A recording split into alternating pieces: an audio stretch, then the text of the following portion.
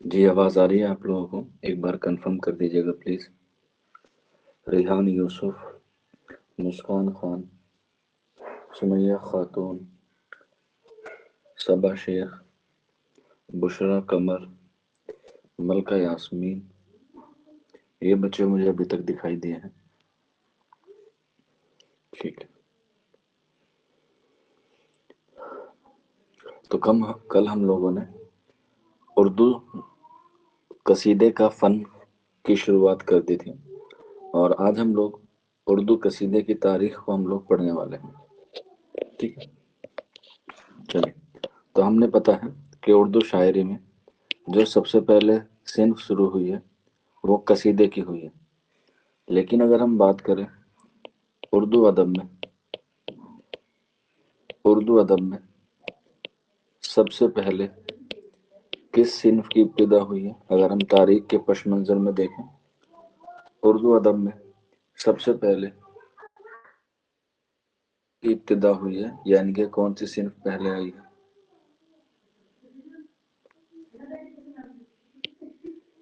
दा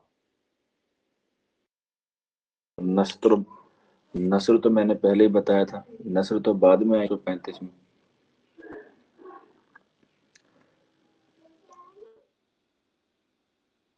वो आया है, ठीक है, हिंदुस्तान में बाद में आया है, ये बात आप लोग याद रखिएगा। ठीक है, और पहले सिन्फ आती है वो आती है हमारी गजल। क्या आती है? गजल।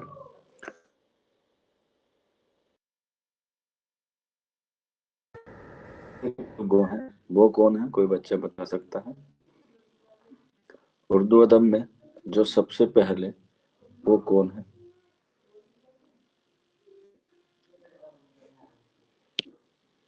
अमीर खुसरो, बिल्कुल। सबा शेख ने सही बताया है, उर्दू का पहला गजल को माना जाता है अमीर खुसरो को। ठीक है, अमीर खुसरो को हम लोग कहते हैं तूतिया हिंद, यानी कि हिंदुस्तान का तोता भी कहते हैं। ऐसा वाहिद शायर है, ऐसा वाहिद शायर है जिसने सबसे ज्यादा दौर देखा, यानी कि सबसे ज्यादा दरबार रहा।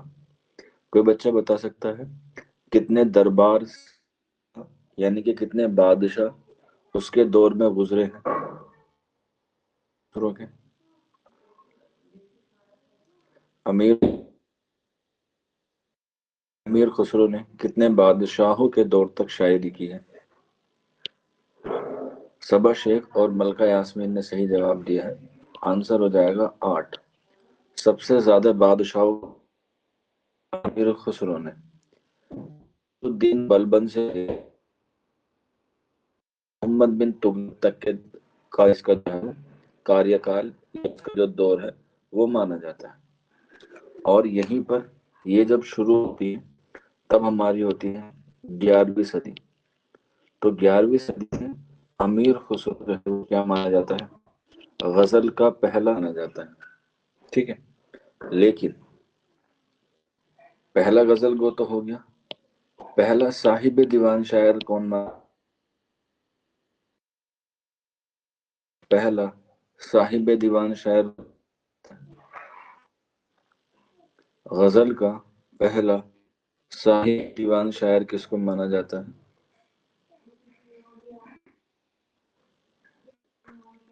बिल्कुल, किसको माना जाता है?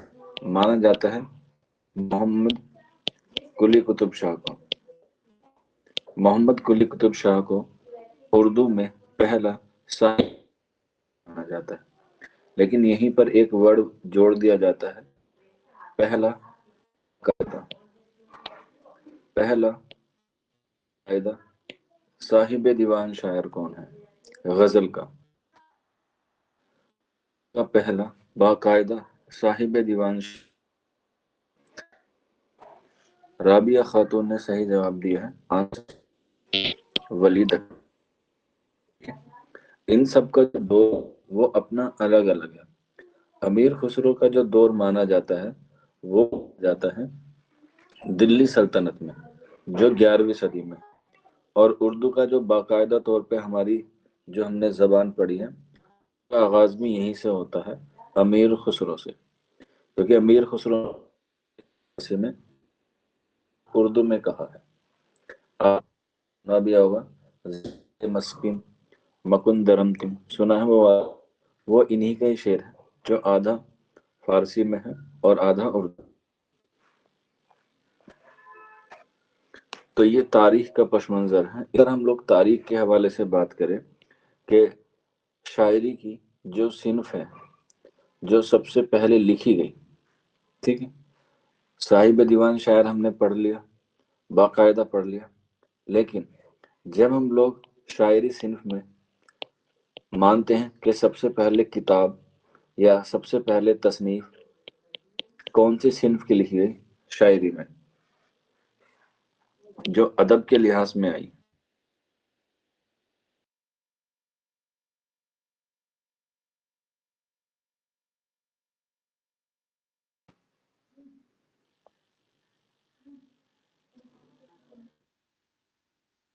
नहीं, ध्यान रखना, वो आई हमारी मसनवी। मसनवी सबसे पहले लिखी गई है उर्दू शायरी में, सबसे पहले। कब लिखी गई है? वो लिखी गई है बहमनी दौर में, ठीक है। तो शायरी में जो सबसे पहले तसनीफ लिखी गई है वो मसनवी लिखी गई है। क्योंकि जो गजल गो है, उन्होंने गजल लिखी तो है लेकिन उनकी कोई किताब नहीं बनाई। इसीलिए जो पहला हमने साहिब दीवान शायर माना है वो मोहम्मद कुली कुतुब शाह को माना है, जो कुतुब शाही दौर में होता है। लेकिन जो शायरी में सबसे पहले सिन्फ में इस्तेमाल की गई है किताब के हवाले से, वो की गई है मसनवी में। और मसनवी किस दौर में? बहमनी। और बहमनी दौर में कौन सी तसनीफ लिखी गई है? पदम राव। ये उर्दू की क्या है? पहली मस। ने ये क्यों पढ़ा? क्योंकि हमें जोड़ना था। और वैसे तो ये तारीख का मौजू अलग होता है, लेकिन कसीदे की तारीख पढ़ रहे हैं तो मैं आपको यहाँ पे थोड़ा थोड़ी चीजें बता देता हूँ। जैसे हमारा बहमनी दौर, ठीक है, बहमनी दौर से ही क्या होता है, हमारे उर्दू का आगाज। हालांकि इसके नमूने हमें देखने को मिलते हैं अलाउद्दीन खिलजी के दौर में, ठीक है, अलाउद्दीन। और दूसरा दिखता है हमें मोहम्मद। ये तारीखी पस मंजर है उर्दू का या उर्दू तारीख का। जो अलाउद्दीन खिलजी है, उसका टाइम पीरियड शुरू होता है तकरीबन 1210 के आसपास और 1420 के आसपास। अलग क्या है, अलग अलग बादशाह गुजरे हैं। अलाउद्दीन दक्कन में फतह करने वाला अलाउद्दीन खिलजी, जिसने कहां पर गिरी पर हमला किया था, जिसको आज दौलताबाद, एग्जाम में पूछा जाता है कि देवगिरी का असल नाम क्या है, अब तो याद रख लीजिएगा दौलताबाद। और दौलताबाद किसने किया था? तो याद रख लीजिएगा मोहम्मद बिन तुगलक ने देवगिरी का दौलताबाद किया था। जब मोहम्मद बिन तुगलक ने 1327 के आस 1427 तो है आसपास दिल्ली से अपनी जो सेना है, ये अपनी जो फौज, वो कहाँ ले गया? देवगिरी ले गया था। पहले अलाउद्दीन खिलजी पहुंचा कहाँ पर? देवगिरी में, दौलताबाद में। और आपका नाम सुना होगा कोहिनूर का, सुना है आप लोगों ने? कोहिनूर जो हीरा है, डायमंड है, बड़ा मशहूर है, वो सबसे पहले मिला ही अलाउद्दीन खिलजी को था। जो देवगिरी का राजा था, उसके पास एक खान थी जिसे हम लोग बोलते की खान। अभी हम लोग पढ़ेंगे गोलकुंडा के बारे में भी। गोलकुंडा की खान में देवगिरी का जो राजा था उसे वो कोहिनूर मिला था। उसको अलाउद्दीन खिलजी के सेनापति जिसका नाम था मलिक काफूर, काफूर ने मलिक का मकसद वहां पर उसे अपने अधीन करना था। अधीन का मतलब शासन वही करे, टैक्स देता रहे।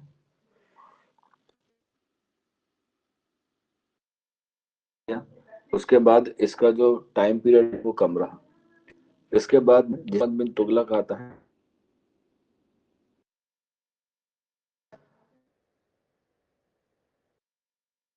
दिल्ली के लोगों को ये हुक्म दे दिया कि अब आपकी राजधानी या आपका जो दारुल सल्तनत है वो देवगिरी होगा। इसीलिए यहाँ से सारे काम काज उठा के आप लोग वापस कहाँ पहुंच जाएं, देवगिरी पहुंच जाए। तो मोहम्मद बिन तुगलक ने, लेकिन इसे एहसास हुआ कि यहाँ पर रहना मुश्किल है। तो मोहम्मद बिन तुगलक ने दोबारा से फरमान जारी किया कि वापस से हम लोग दिल्ली जाएंगे। क्या जाएंगे? दिल्ली जाएंगे। बस यही बात जो है हो गई। जिस हसन गंगो, क्या नाम था? हसन गंगो। पूरा नाम था अलाउद्दीन हसन, अलाउद्दीन बहमन शाह हसन गंगो। पूरा नाम ये था अलाउद्दीन बहमन।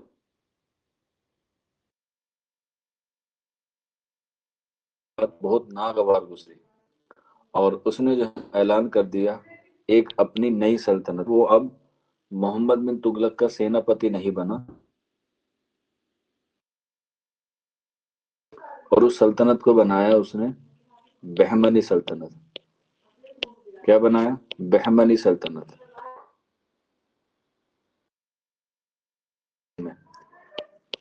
ठीक है, यानी कि दक्कन में एक नई सल्तनत कायम हुई, बहमनी सल्तनत। टाइम पीरियड रहता है 1347 से लेकर, ये टाइम पीरियड है बहमनी सल्तनत का, 1490 तक। और इसलिए इतने कार्यकाल में या इतने टाइम पीरियड के बहमनी, या कह सकते हैं आज किया है। ऑप्शन में आपको कहीं 18 मिलता है, कहीं कहीं आपको 14 मिलता है, दोनों ही मिलते हैं। ठीक है, वो तारीख में थोड़ा सा इख्तलाफ होता है, इसलिए मैंने आपको। अब बच्चे यहाँ कंफ्यूज कौन सा लगा? भाई 18। लेकिन अगर आपको ऑप्शन दोनों दे दिए फिर क्या लगाया जाए?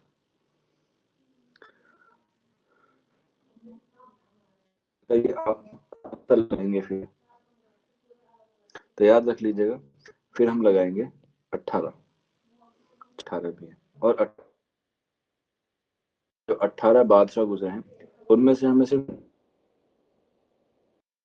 एक तो ये नाम है फिरोज शाह, और दूसरा नाम है अहमद शाह वली। नाम आपको याद रख, दोनों बहमनी सल्तनत के ये दो याद रखना है। अगर बानी पूछा जाए बहमनी सल्तनत हसन गंगो, और अगर ये पूछें कि कौन कौन से हैं तो यही दो याद रखने हैं, फिरोज शाह और अहमद शाह वली। ये इंसान जो आपको दिखाई दे रहा है ऊपर, फिरोज शाह, इसको आप लोग पकड़ के रखना, बिल्कुल छोड़ना मत। जैसे आप लोग अपने कांचे नहीं छोड़ते बड़े होने तक, ठीक वैसे कामयाब होने तक इस इंसान का साथ मत छोड़ना, क्योंकि ये आपको हर जगह मिलेगा। अभी तारीख में मिला है फिरोज शाह, अभी ये आपको कहानियों में मिलेगा। अब आपको कहानी पढ़ाई जाएगी, दास्तान पढ़ाई जाएगी, फसाने आजाद। इसके बाद आप जेएनयू में जाएंगे, वहां पे आप पॉलिटिक्स करेंगे, तो वहां पर भी आपको बताया जाएगा फिरोज गांधी के हवाले से।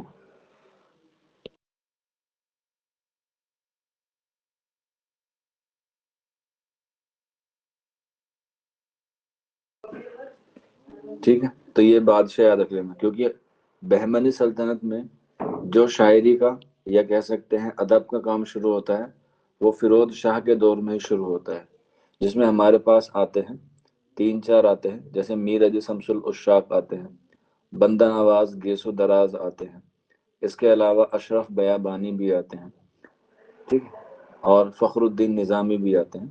یہیں سے شروع ہوتی ہے اردو کی ابتدا، فیروز شاہ سے۔ جتنے پہلے بادشاہ ہوئے ہیں وہ سارے صرف سیاسی اس میں کام کرتے ہیں، لیکن یہاں سے اردو میں جو ہے وہ شروع ہوتا ہے۔ اور یہ جو میں نے آپ کو بھی مثنوی بتایا،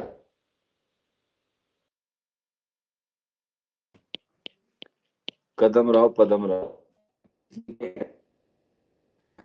ولی کے عہد میں،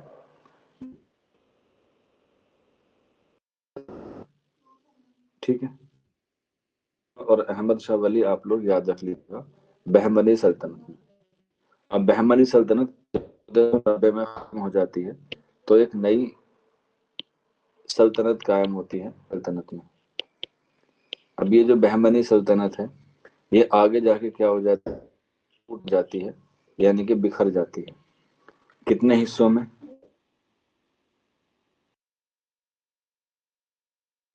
قطب شاہی، دوسری ہوتی ہے ہماری عادل شاہی،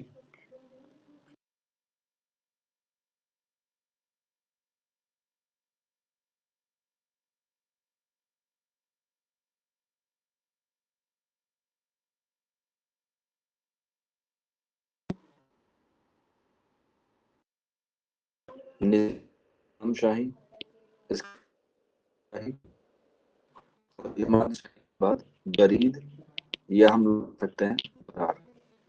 تو بہمنی سلطنت آگے چل کے 5 حصوں میں ٹوٹ جاتی ہے: قطب شاہی، عادل شاہی، نظام شاہی، اماد شاہی اور برید شاہی برار۔ اس طریقے سے جو اردو ادب ہے وہ یہاں پر کام کرتا ہے صرف اور صرف قطب شاہی اور عادل شاہی، اور یہیں پر ہمیں ملتا ہے اردو کا پہلا قصیدہ گو۔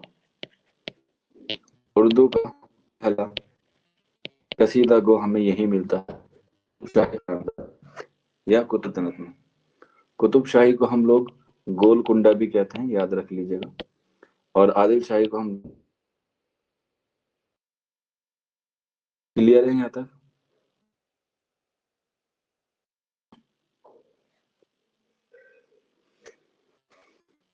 اردو کا پہلا قصیدہ گو تک آپ کو سمجھ میں آ گیا کہ کیسے ہم لوگ یہاں تک ہوئے ہیں؟ ٹھیک ہے، گڈ۔ تو یہاں پر ہم لوگ جب بات کریں قصیدہ گو، اردو کا پہلا قصیدہ چلا جائے گا محمد قلی قطب شاہ۔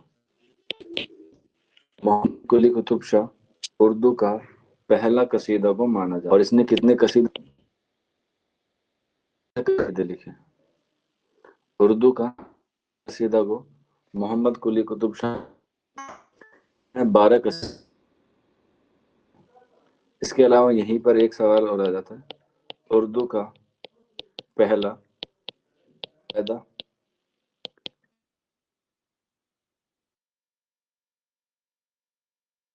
بھی جاتا ہے۔ باقاعدہ کا مطلب ہوتا ہے واستوک، یعنی ریئل میں، ٹھیک ہے، ریئل میں۔ تو باقاعدہ قصیدہ کو کون ہوتا ہے؟ بالکل آنسر ہو جائے گا مرزا محمد رفیع سودا۔ مرزا محمد رفیع سودا اردو کا پہلا باقاعدہ قصیدہ گو مانا جاتا ہے۔ اس کے علاوہ ذوق ہیں، مومن ہیں، غالب ہیں، ٹھیک ہے، مصحفی ہیں،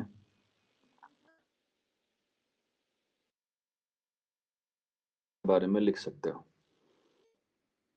تو یہ ہماری کیا ہے، ایک تاریخ ہے اردو قصیدے کی، جو ہم شروع ہوتی ہے کہاں سے؟ قطب شاہی دور سے۔ دکن میں جو ہے قصیدے کا آغاز ہوا ہے، اس میں کوئی دو رائے نہیں۔ محمد قلی قطب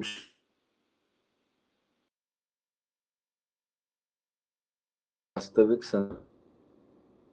کا باقاعدہ آغاز ہوا ہے، وہ ہوا ہے شمال ہند میں، ٹھیک ہے، شمالی ہند میں۔ اور شمالی ہند میں بھی کیا کس نے ہے؟ मिर्जा मोहम्मद रफी सौदा, अब सौदा को ही माना जाता है, इसलिए हम कसीदे में सौदा को ही सबसे पहले पढ़ते हैं। तो अब हम लोग हेडिंग डाल लीजिए, मिर्जा मोहम्मद रफी सौदा। मिर्जा मोहम्मद, सबसे पहले इनकी पैदाइश,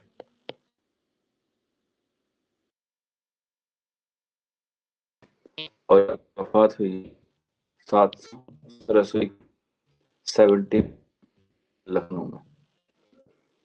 712 में पैदाइश और वफात है 1781। इनके बचपन का नाम हम लोग कहते हैं असल नाम, इनका नाम मिर्जा मोहम्मद रफी। मिर्जा मोहम्मद रफी क्या था, इनका असल नाम था और बचपन का नाम था। इनके वालिद का नाम मोहम्मद शफी। इनके वालिद का नाम मोहम्मद शफी। कारोबार, ये जिनका काम था सौदागरी करने का। सौदा मतलब होता है एक तरीके से तिजारत करने का। तो अपने बाप के काम सौदागरी, ठीक है।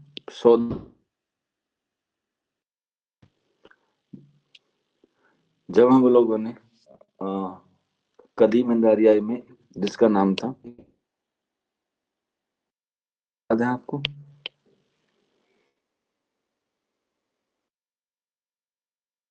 जो मैंने आपको कदीम हिंदारियाई में बताई थी, ये बताइए हुई कि ये ब्राह्मण है, ये कैसे हुई। तो इसका एक वजह ये थी कि जो जो काम कर गया उसकी जो कूड़ा उठाता था, नालियां साफ था, उसे शूद्र माना गया। जो जंग में जाता था, जो बहादुर था, उसे हमने क्षत्रिय माना। शासन करता था, राजा बनता था, उसे हमने वेश्या माना। जो इच्छा देता था, ज्ञान देता था, यज्ञ सामग्री कराता था, ब्राह्मण माना। ठीक है। तो ये वर्ण व्यवस्था तय से जैसे जो काम करता है उससे, हालांकि स्थिति, लेकिन ये जो है कैटेगरी डिसाइड होती थी। ठीक है। तो ये सौदा के वालिद का नाम था मोहम्मद शफी, जो सौदागरी का काम करते थे। और इसी वजह से क्या हुआ, उन्होंने सौदा अपना तखल्लुस रख लिया। इनकी वफात हुई 1781 में, 1781 में। एग्जाम में पूछा जाता है सौदा की वफात किस वजह से हुई, तो याद रख लीजिएगा, आम खाने की वजह से। आम खाने की वजह से उन, कहाँ पर, लखनऊ में। आम सभी को पसंद है कहते हैं। कोई बच्चा बता सकता है दुनिया या सबसे अच्छा आम कौन सा है? दुनिया का सबसे बड़ा, सबसे महंगा आम भी बता सकते हैं। हिंदुस्तान में ही होता है बेटा, महाराष्ट्र के नासिक में होता है। ऐड देखा होगा, माजा का आता है या स्लाइस का आता है। कौशल की घरवाली, जिसे हम लोग जानते हैं कैटरीना कैफ के नाम से, वो उनका ऐड करती है। आवाज तो आ रही है ना आप लोगों को?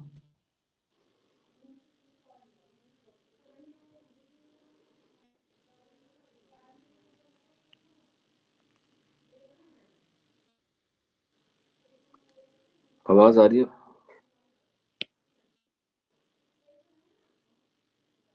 बहुत कट रही है।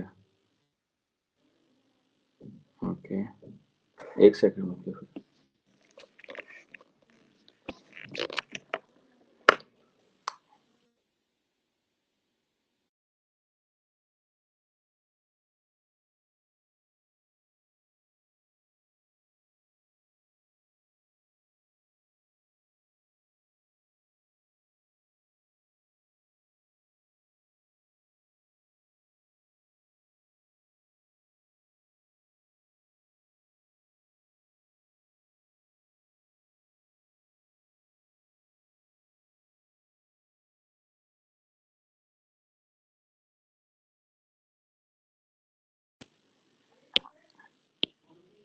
जो अब आवाज आ रही होगी, ठीक। अब आवाज क्लियर आ रही है? अब तो नहीं ब्रेक हो रही? अब आवाज ठीक है?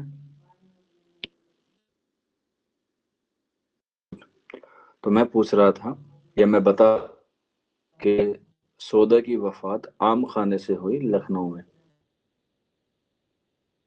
बताया था, ये सवाल मैंने ये पूछा कि वो जो आम है, या कह सकते हैं दुनिया का सबसे महंगा आम कौन सा है, जो हिंदुस्तान महाराष्ट्र के नासिक में, जिसके ऐड जो है वो कटरीना कैफ करती है, लोग उसे माजा में करते हैं। बुशरा कमर ने सही जवाब दिया है। Answer Alphonso. अल्फांसो जो है वो दुनिया का सबसे महंगा आम है, और जो हिंदुस्तान में होता है महाराष्ट्र के नासिक में, और उसी या स्लाइस जो असल है। लेकिन सबसे ज्यादा मशहूर, सबसे ज्यादा जो मशहूर आम कहाँ के हैं, तो याद रख लीजिएगा, मलिहा आबाद के। ठीक है, लखनऊ के आसपास का इलाका है, जिसे हम लोग जोश मलिहा आबादी भी कहते हैं। ठीक, वहीं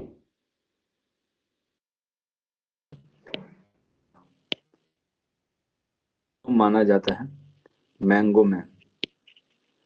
उन्होंने एक ही शाख से तकरीबन 300 तरह के आम उगाए हैं, तकरीबन एक ही शाख से। और उन्हें अभी हाल फिलहाल में ही पद्मश्री या पद्म भूषण मिला, दोनों में से कोई एक इसे, या एक 300 तरह के आम उगाए हैं, मलिहाबाद के रहने वाले हैं। चलिए, तो आम आपको खाने की वजह से जो है वो इनकी क्या हुई, वफात हुई। और वफात हुई मिर्जा मोहम्मद रफी सौदा की, तो इनके उस्ताद थे शाह हातिम। शाह हातिम, हालांकि इनके 4 उस्ताद हुए हैं, मैं चारों लिखवाऊंगा, लेकिन शाह सौदा की वफात पर कहा, हमारा पहलवान, इनकी वफात पर कहा पहलवान सुखन मर गया। ठीक है, हमारा पहलवान सुखन मर गया। एग्जाम में पूछा जाता है कि पहलवान सुखन किसको माना जाता है, वो माना जाता है सौदा को। लेकिन अगर आपसे पूछ लिया जाए कि पहलवान शायर कौन है, तब आंसर दूसरा हो जाएगा। पहलवान सुखन है मिर्जा मोहम्मद रफी सौदा, पहलवान शायर कौन है,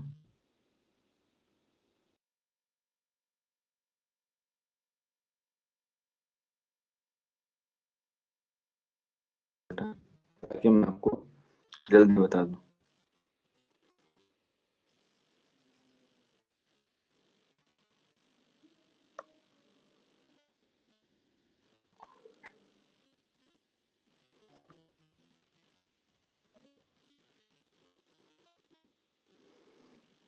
है बच्चों भाई, ये आवाज अभी भी ब्रेक हो रही है?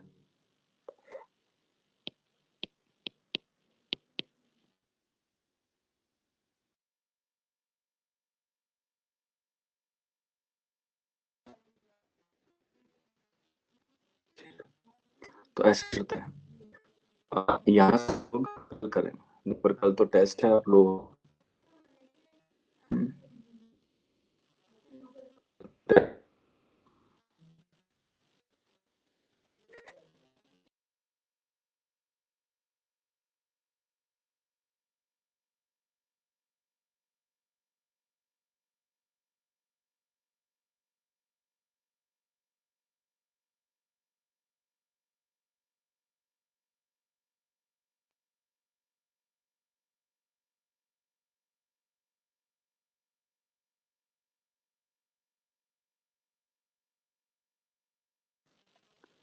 देखना बच्चों, अब आवाज ठीक आ रही है?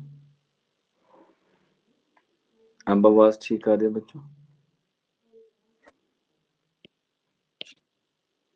ठीक है, चलिए। तो मैं ये पूछ रहा था, शाह हातिम जो मिर्जा मोहम्मद रफी सौदा के उस्ताद थे, उन्होंने सौदा की वफात पर कहा, हमारा पहलवान सुखन मर गया।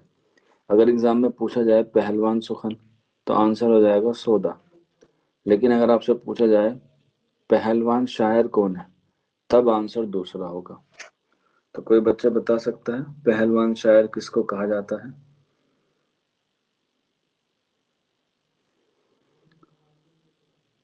अगर नहीं पता तो एन लिख दीजिएगा।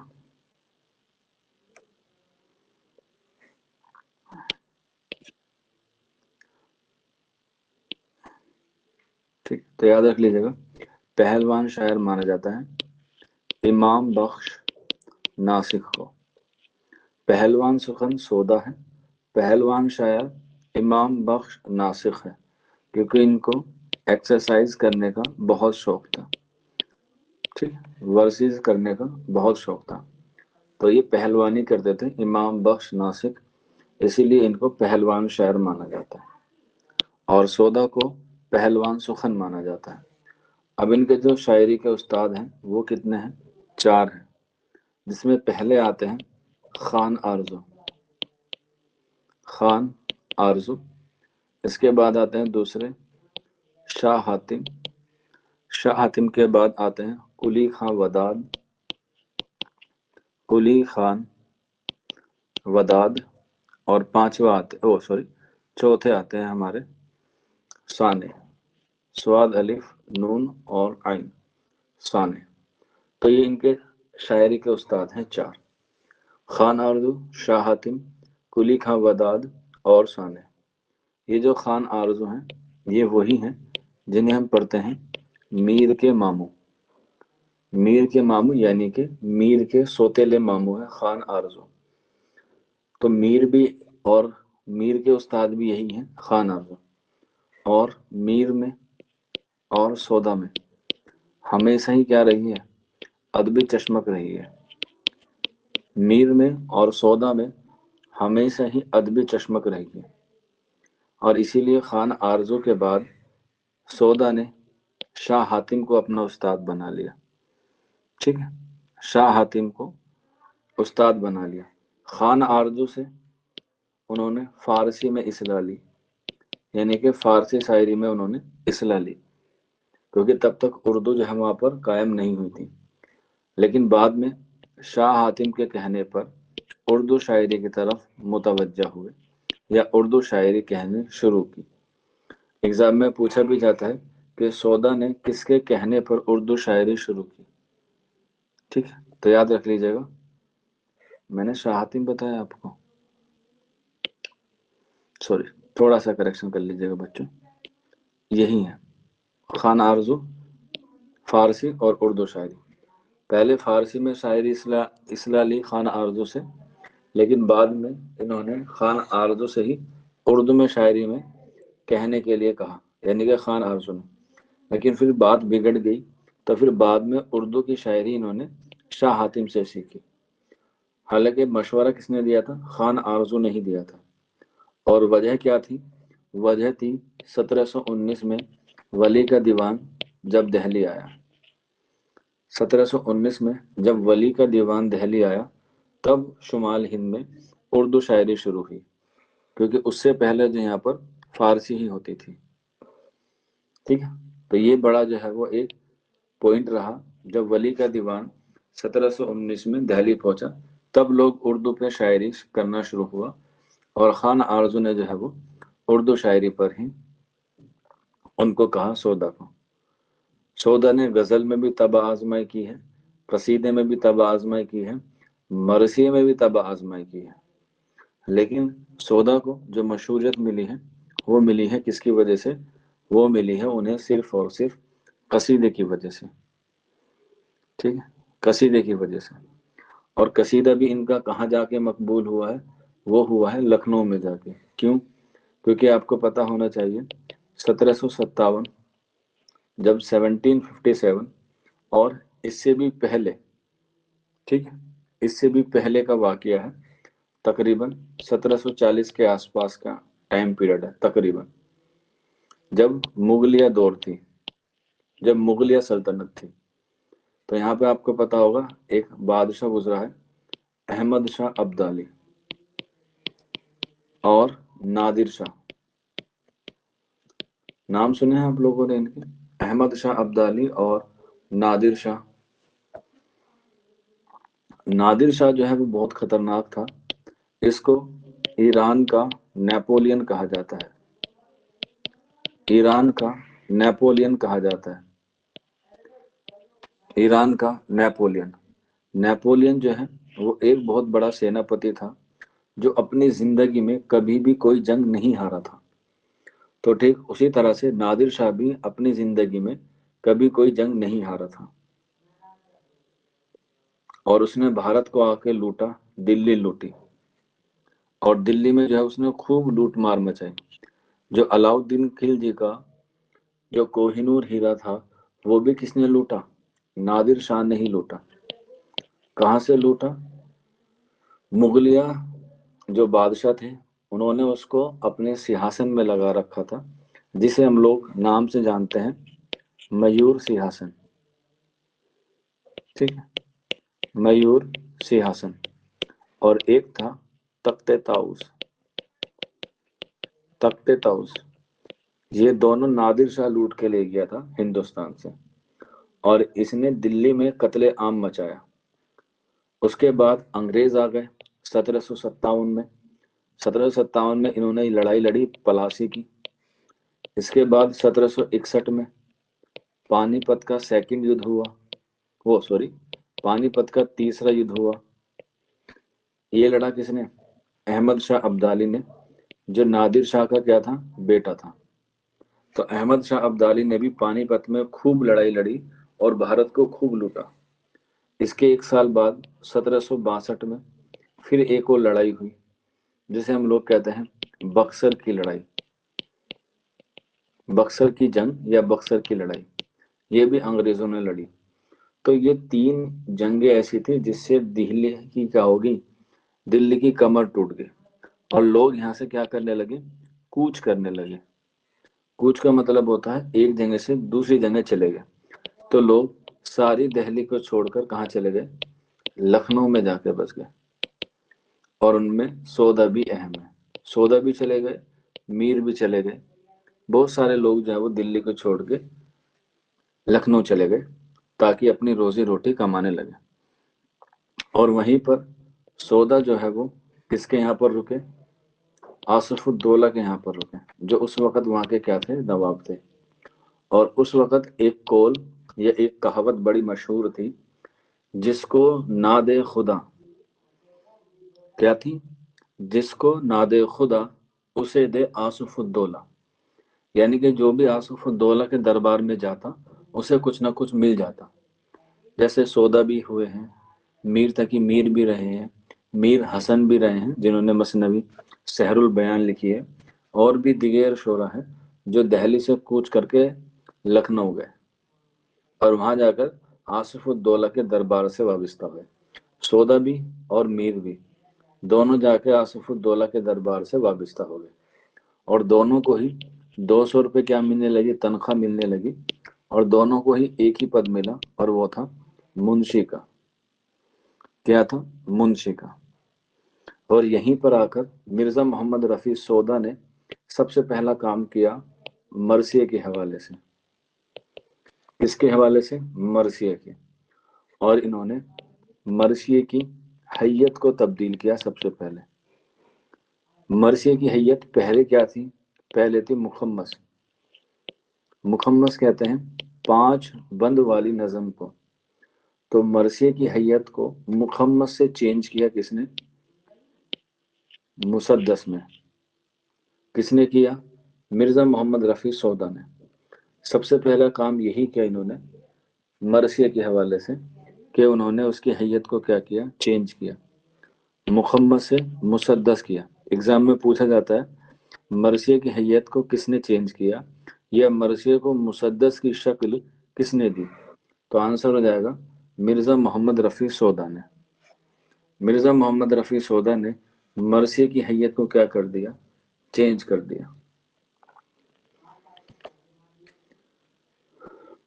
یہ ہوئی ان کی مرثیے کی، حالانکہ ان کے مرثیے ایگزام میں آپ سے پوچھے نہیں جاتے ہیں، مرثیے پوچھے جائیں گے انیس کے یا دبیر کے، اور نہ ہی انہوں نے مثنوی میں بھی طب آزمائی کی ہے، لیکن مثنوی سے بھی سوال نہیں آتا۔ ہاں، مثنوی میں ان کی ادبی چشمک ضرور تھی، میر تقی میر سے، اور ادبی چشمک کی وجہ کیا تھی یہ بھی آپ لوگ جان لیں، اور وہ تھے ان کے کتے اور کتیا۔ سودا کو کتے اور کتیا پالنے کا بہت شوق تھا۔ اب میر کو یہ بہت ناگوار گزرتا تھا کہ اتنا بڑا شاعر یہ کتے اور کتیا پالتا ہے۔ سودا کو کتے اور کتیا سے اتنا پیار تھا، اتنی محبت تھی کہ جب وہ مرنے والے تھے تب بھی جو ہے وہ ان سے بہت پیار کرتے تھے، اور ایسے نہیں کہ کتے کتیا کون سے بھی نسل کے، کوئی سے بھی کلر کے، بالکل اعلیٰ نسل کے کتے اور کتیا پالتے تھے۔ اور کیسے ان کے پالتے تھے تو یاد رکھ لیجیے گا، سفید رنگ کے پالتے تھے، حالانکہ ایگزام میں اتنا ڈیپلی نہیں پوچھا جائے گا آپ لوگوں سے، ٹھیک ہے؟ تو کتے اور کتیا بھی کون سے رنگ کے پالتے تھے؟ سفید رنگ کے، اور اسی لیے جو ہے وہ میر سے ان کی اکثر لڑائی ہوتی تھی، اور اسی لیے سودا نے میر جب ان کے کتے اور کتیا کے اس پہ کہتے تھے، کچھ بات کہتے تھے، تو سودا تک کہتے تھے ارے او گنچے ذرا میری قلم تو لانا۔ یہاں پہ ایک نام یاد رکھ لیجیے گا، گنچا، غین نون چا اور حق، گنچا۔ یہ کون تھا؟ یہ سودا کا نوکر تھا۔ ایگزام میں کافی بار پوچھا گیا ہے کہ گنچا کون ہے، تو گنچا یاد رکھ لیجیے گا، یہ سودا کا نوکر تھا۔ جب بھی کوئی سودا کے بارے میں کچھ کہتا تھا یا کچھ برا کہتا تھا تو سودا کہتے تھے ارے گنچے ذرا میری قلم تو لانا، میں اس کی خبر لے لوں۔ تو خبر کا مطلب ہے کہ سودا اس کی کیا کریں گے؟ ہم ہجو کہیں گے، اور یہیں سے ہی انہوں نے ہجو گوئی شروع کی، اور ہجو کا بانی کون مانا گیا؟ سودا مانا گیا۔ اور انہوں نے پھر ہجوا قصیدے بھی لکھے، ہجوا مثنوی بھی لکھی، اور ہجوا شعر بھی لکھے۔ ہجو کا مطلب ہوتا ہے کسی کی برائی کرنا یا کسی کا جواب دینا۔ تو یہیں پر کہاں سے شروع ہوا؟ گنچے سے۔ یاد رکھ لیجیے گا، یہ نام مت بھولیے گا، سودا کے نوکر کا کیا نام ہے؟ گنچا نام ہے۔ ہاں، اور یہ ہجو قصیدے کے بانی ہیں۔ ان کے دو قصیدے جو ہے وہ ہجو کے بہت مشہور ہیں، جیسے ایک ہے تضحیک روزگار اور ایک ہے ہجو فیل، ٹھیک ہے؟ تضحیک روزگار میں گھوڑے کی ہجو کہی ہے، اور ہجو فیل میں ہاتھی کی کہی ہے، ٹھیک ہے؟ ہاں، گنچا، یہ دونوں نام یاد رکھ لیجیے گا، اور یہ دو قصیدے بھی جو ہے وہ ان کے یاد رکھ لیجیے گا جو ہجو میں سب سے اعلیٰ مقام رکھتے ہیں۔ تضحیک روزگار ہے اور ایک ہجو فیل ہے۔ جب میں ان کے قصیدے لکھواؤں گا، یا میں کہہ سکتا جب ان کے ادبی چشمک لکھواؤں گا، تب آپ کو اس کے بارے میں جو ہے میں بتاؤں گا، ٹھیک ہے؟ تو اس طریقے سے کیا ہوا، ان کی حالات زندگی جو ہے وہ آپ کی مکمل ہو جاتی ہے۔ مرزا محمد رفیع سودا کی اتنی ہی حالات زندگی ہے، اس سے زیادہ نہیں ہے۔ اب ان کی آتی ہے ہماری ادبی خدمات۔ ادبی خدمات میں ان کے کچھ مشہور مثنوی ہیں، اور زیادہ تر جو ہے وہ ان کے کیا ہیں؟ قصیدے بھی ہیں۔ ان کا ایک قصیدہ جو بڑا مشہور ہے، ایگزام میں آپ لوگوں نے سنا بھی ہوگا، یو جی سی کے نیٹ کے سلیبس میں بھی ہے، وہیں سے آپ کو جو ہے وہ سوال ملتا ہے۔ اور بھی ان کے مشہور قصیدے ہیں، وہ میں آپ کو جو ہے وہ اگلی کلاس میں لکھواؤں گا قصیدے، اور ان کے متعلق کچھ اقوال ہیں وہ بھی۔ ان کے لقب بھی ہیں، جیسے قصیدے کا نقاش اول کس کو کہا ہے؟ تو قصیدے کا نقاش اول سودا کو کہا ہے۔ کس نے کہا ہے؟ غلام حمدانی مصحفی نے کہا ہے۔ اس طرح کے کچھ قول ہیں وہ، اور ان کی ادبی خدمات ہم لوگ منڈے والی کلاس میں کریں گے۔ آج کی کلاس بس اتنی ہی۔ کل آپ لوگوں کا ٹیسٹ ہوگا، ٹھیک ہے؟ پہلی یونٹ کا اردو، تاریخ زبان اردو کا ٹیسٹ والے آپشن میں آپ جا کے ٹیسٹ دے سکتے ہیں۔ کل میں نہیں آؤں گا، کبھی آپ لوگ سوچے کہ میں کلاس میں رہوں گا، جس دن ٹیسٹ ہوتا ہے اس دن کلاس نہیں ہوتی ہے، تو کل ٹیسٹ ہے، پرسوں سنڈے ہے، آرام کا دن ہے۔ میں آپ سے منڈے ملوں گا 8 بجے اب، ٹھیک ہے؟